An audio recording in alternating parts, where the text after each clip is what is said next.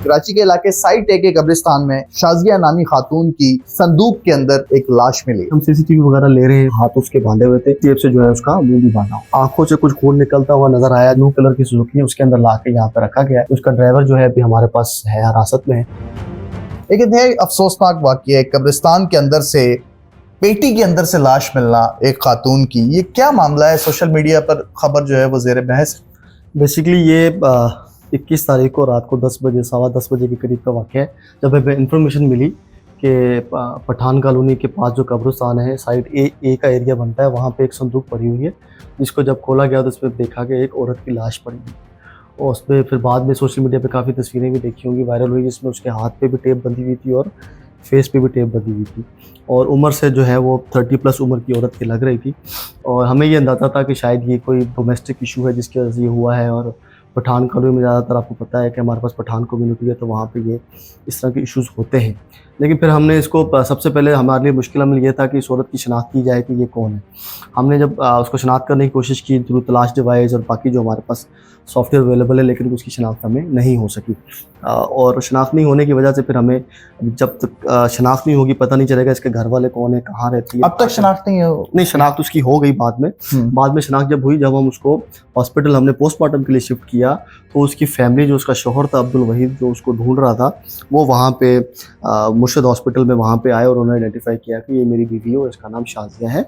और ये जो है सुबह काम करने के लिए फैक्ट्री में निकलती, SS कंपनी सूट्स के नाम से एक कंपनी है लैक्टाबाद में, वहाँ पे ये काम करती है। सुबह ये 9 बजे निकली है और शाम को ये वापस नहीं आई। और हम इसको मुख्तलिफ अस्पतालों में ढूंढ रहे थे, और अभी यहाँ आए तो हमें ये पता चला। घर वालों को कब पता चला? इस खातून के घर जाने का टाइम क्या था? कितनी देर बाद घर वालों ने जो है खातून को ढूंढना शुरू किया? और जिस वक्त ये लाश कब्रिस्तान से मिली वो टाइम क्या था? टाइम जो लाश मिलने का हमें था वो तकरीबन 10:20 थे रात के। और तकरीबन ये बताते हैं कि 5 बजे ये 5, साढ़े 5, 6 बजे तक घर वापस आ जाती थी।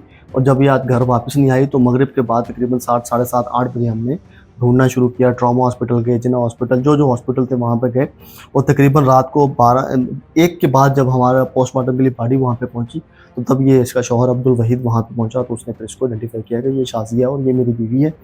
इसके टोटल 5 बच्चे थे, जिसमें 3 लड़कियां और 2 लड़के हैं। ठीक है, ये लाश आपको किस हालत में मिली? होलिया क्या था खातून का? खातून ने नॉर्मल से कपड़े पहने हुए थे। और थोड़ा खातून का कद बड़ा होने की वजह से उसको स्टेट में थोड़ा सा आप कह लें टेढ़ा करके उसको लिटाया गया था। हाथ उसके बांधे हुए थे, पीले रंग की टेप जो आप कार्टन्स पे ज़्यादातर इस्तेमाल करते हैं उनको बंद करने के लिए, उस टेप से हाथ बांधे हुए थे। उसी टेप से जो है उसका मुंह भी बांधा हुआ।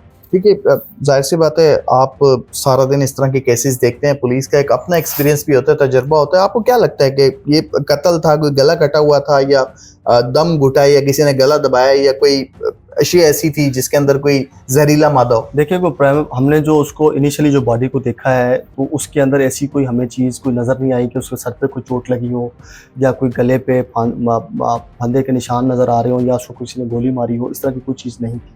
ठीक है, अभी पोस्टमार्टम होने के बाद एग्जैक्टली उसका कॉज ऑफ डेथ जब हमें पता चलेगा, क्या उसको जो है ना वो गला घोंट के मारा गया है या कोई और तरीका इस्तेमाल किया गया, क्योंकि प्रमा फसाई जो उसकी बॉडी थी, जो तो हमने देखा है जो उसको, तो क्राइम सीन वालों ने भी देखा है, तो उसमें कोई ऐसी हमें चोट नहीं, सिर्फ आंखों से कुछ खून निकलता हुआ नजर आया, जो नीचे बहता हुआ टेप पे आया था वो एक नजर आ रहा था। अच्छा, ये बताएं कि ये जो लाश मिली है खातून के, बच्चे कितने थे, और अब तक पुलिस ने जो है वो क्या पेशरफ्त इस केस के ऊपर की है? क्या पुलिस इस मुहम्मे को हल कर पाएगी भी या नहीं? स्टार्ट ऑफ इन्वेस्टिगेशन अपना किया तो वो यही था कि इतनी बड़ी फैक्ट्री, इतनी बड़ी जो पेटी है, जो संदूक है, बॉक्स है, और वो इतना भारी है, उसको ऐसे कोई ला के ट्रांसपोर्ट यहाँ पे नहीं कर सकता। ये कोई बंदे का काम नहीं, किसी न किसी गाड़ी पे ये आई। हमने जो कब्रिस्तान पे जो भी रूट्स लीड कर रहे थे, उन पे तमाम पे हमने उसकी CCTV लेना शुरू की। और रात को ही हमें एक सुजुकी मिल गई जिसके अंदर ये पेटी इस तरह की रखी हुई इसी रूट को आते हुए दिखाई दी। अभी उसी जो है उसी अपना सुजुकी को हम ट्रेस आउट करते हुए पीछे जा रहे हैं कि ये कहाँ से बॉडी लेके आए, उसी के ऊपर काम हो रहा है। एक जो सुजुकी का ड्राइवर है वो हमारी हिरासत में है, वो इस वक्त कार्डियो में है, उसकी तबीयत ठीक नहीं है, वो उसके साथ वो हमारा इस वक्त प्राइम सस्पेक्ट है, उसके हम काम कर रहे हैं। ये क्लैरिफाई हो गया कि उस संदूक को जिसमें इस खातून की लाश थी, एक सुजुकी के अंदर ला के साइट ए के कब्रिस्तान में ये क्लैरिफाई हुआ है। उसी संदूक के अंदर ब्लू कलर की सुजुकी है, उसके अंदर ला के यहाँ पे रखा गया है। उसका ड्राइवर जो है अभी हमारे पास है, हिरासत में है। अभी वो थोड़ी उसकी तबीयत ठीक हो तो फिर हम उससे आगे बातचीत करेंगे, कहाँ से उठाया, किसने इसको दिया, तो फिर देखेंगे। होपफुली जितनी चीज़ें हमने कर ली हैं होपफुली विद इन 2-3 डेज ये क्लियर हो जाएगा और जो भी इसका कातिल होगा इंशाल्लाह वो पकड़ा अच्छा, ये बताएं कि इब्तदाई मालूमात में जब जाहिर सी बात है आपने तहकीकात की होंगी, खातून के बारे में मालूमात हासिल की गई, तो उसके शौहर से भी बात हुई, कुछ बताया कि कोई ख़ानदानी दुश्मनी या कोई रंजिश, क्या घरेलू लड़ाई झगड़ा, कोई इस तरह की चीज़ सामने आई? इस तरह की अभी तक कुछ चीज़ सामने हमारे पास नहीं आई और कुछ चीज़ें हैं जो उसके शौहर ने बताई थी जो जिस पे हम काम कर रहे हैं।